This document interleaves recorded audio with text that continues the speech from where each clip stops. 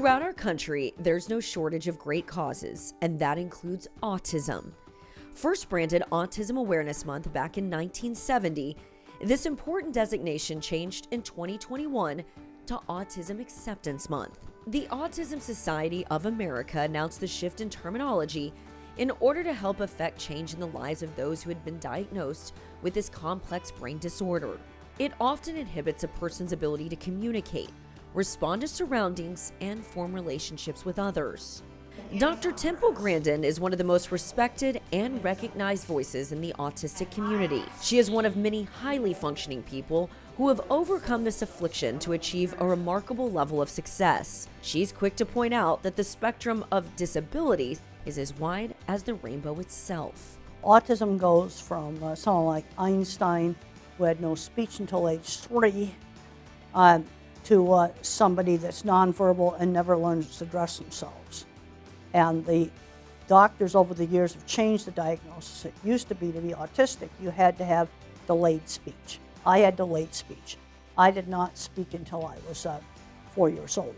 Ms. Grandin overcame numerous obstacles as a child to eventually become a professor of animal science at Colorado State University. She's also a prominent author and speaker with valuable insight both in the written and spoken word on the challenges that come with autism. She enjoys spending time educating parents and teachers on how to best care for those who are now making the same journey that she has successfully mastered. I was born in 1947. Usually severe autistic kids, ones where there was speech delay, were just institutionalized.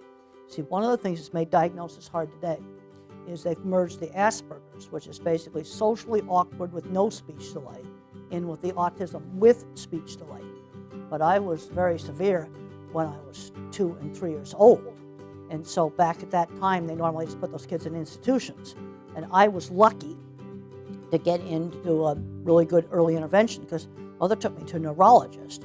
And the neurologist knew the 2 teachers that had the little school in the basement of their house. That early intervention allowed her to achieve far beyond what anyone expected. In 2010, Claire Danes portrayed Temple in an autobiography that gave hope to those who are faced with many of the same challenges. Well, it was sort of like going back into a 60s and 70s time machine. And also, Claire Danes kind of became me. She did a fabulous job. It shows how my visual thinking works.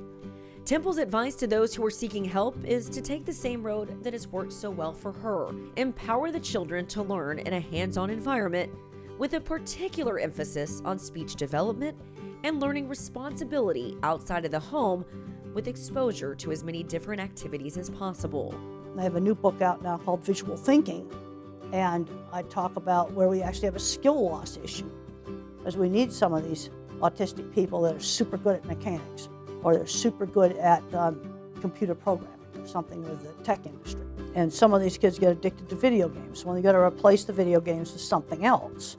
And one of the things that's been very effective in young adults that are addicted to video games has been auto mechanics. And they discover that motors are more interesting than the video games are.